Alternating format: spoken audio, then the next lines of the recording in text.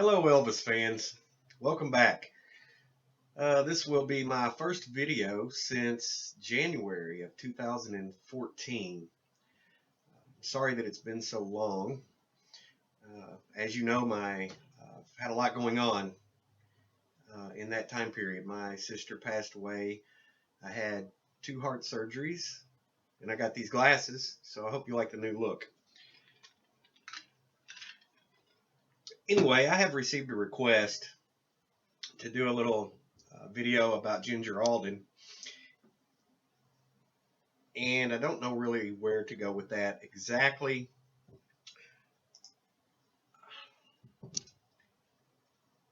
So we're going to start, let's start around midnight. So Elvis supposedly comes home from the dentist around 12:30, the wee morning hours of August 16th, 1977, just after midnight. The next thing that we have been told that happens, we don't know from the time he pulled up until 1:30 in the morning what was happening. But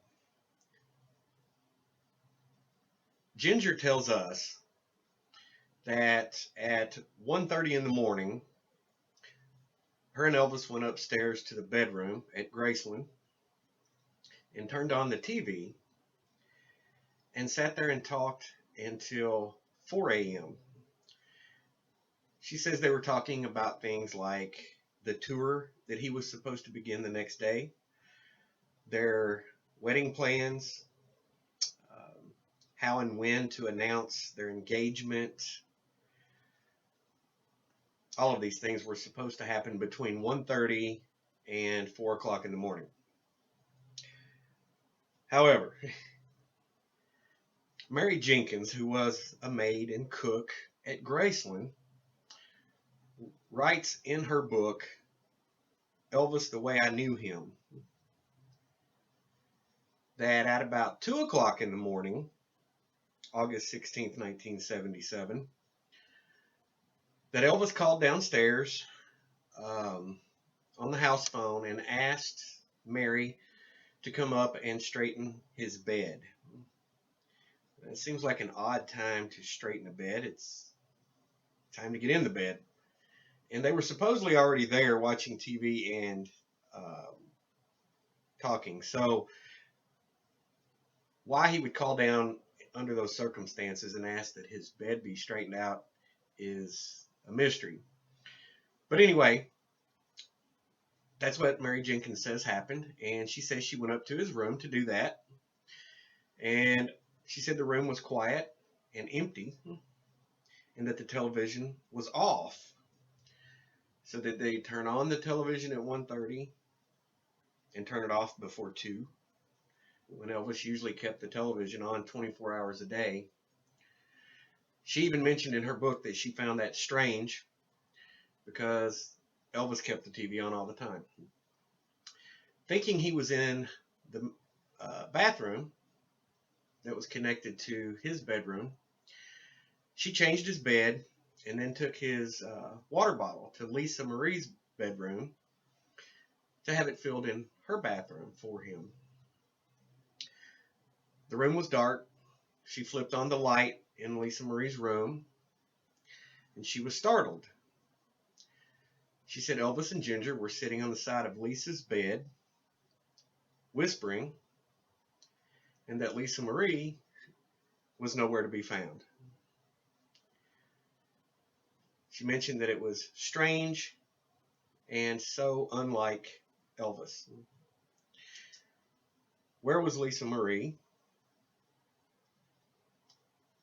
Why were they talking and whispering in Lisa Marie's room instead of in Elvis's room, where Ginger said they had been talking and watching television, even though the television wasn't on? What was really happening? We don't know.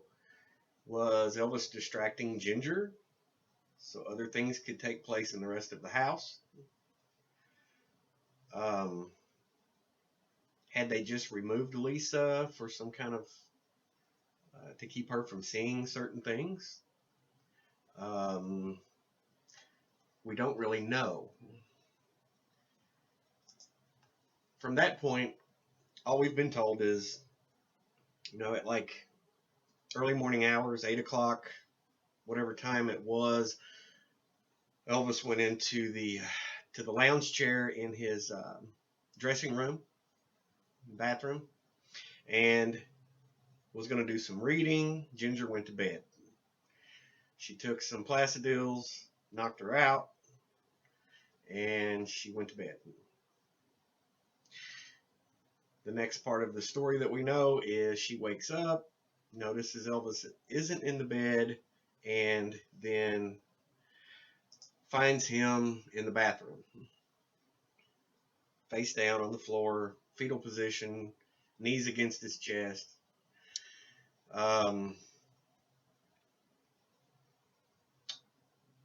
That's what she says. Now, paramedics were dispatched. Unit number 6 was dispatched to Graceland, and they would have shown up very rapidly. They actually thought it was a problem with Vernon Presley at first, possibly his grandmother. They didn't think that it would be Elvis they were being dispatched for, but I'm sure there was a rush put on this job considering it was for the Presley family. During the time that Ginger should have been upset and crying and emotional, she found time to make up the bed, put on makeup, do her hair, get dressed, compose herself, as though she was going out for a night on the town.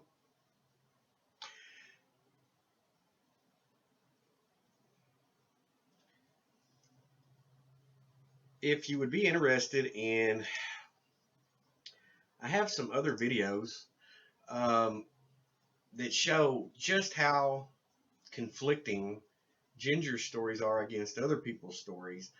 If you look on my YouTube channel, The Presley Assignment, under Mixter Moran, you will find a video called What Time Was Elvis Taken to the Hospital? You'll find another one called Joe Esposito Talks About Elvis's Death, and you'll see just how many conflicting stories there are about what happened, what time it happened.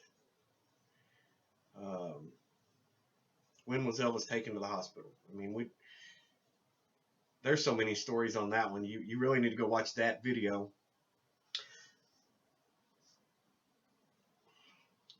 During the time that the paramedics were supposed to be arriving at Graceland, not only did Ginger find time to compose herself and straighten up the room, she found time to call the National Enquirer.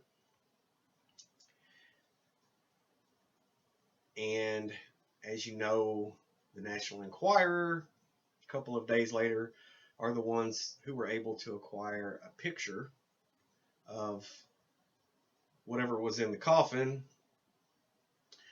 and put on the front page of the National Enquirer. The only picture ever taken that was taken by Elvis's cousin, Bobby Mann, who was able to sneak a camera in and take a picture.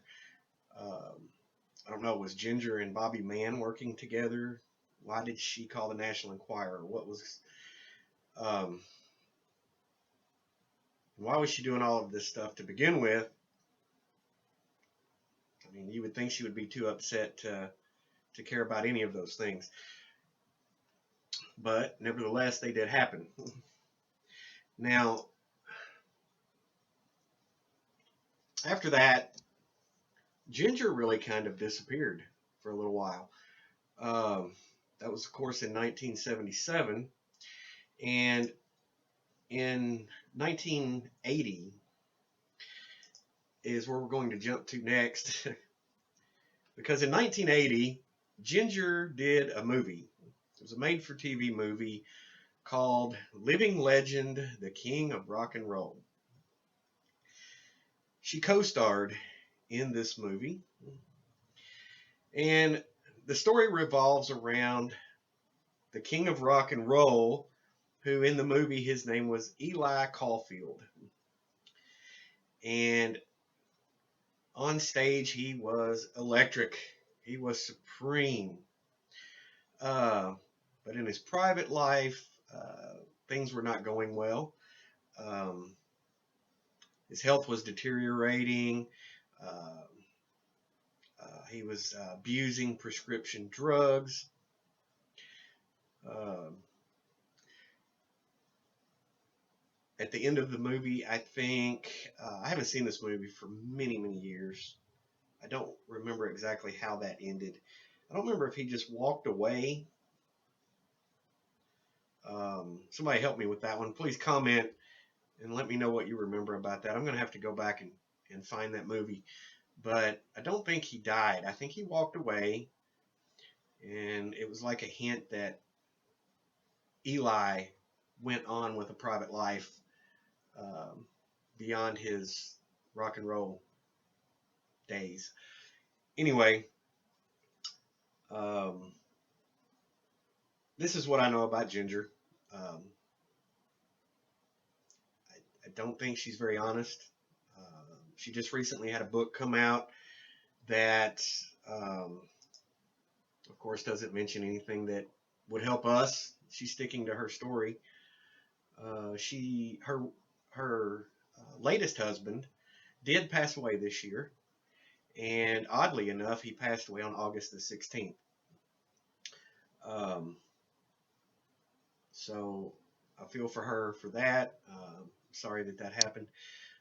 Uh, I don't know if she was part of the cover up. I don't know if they were ever really even engaged. She says they were.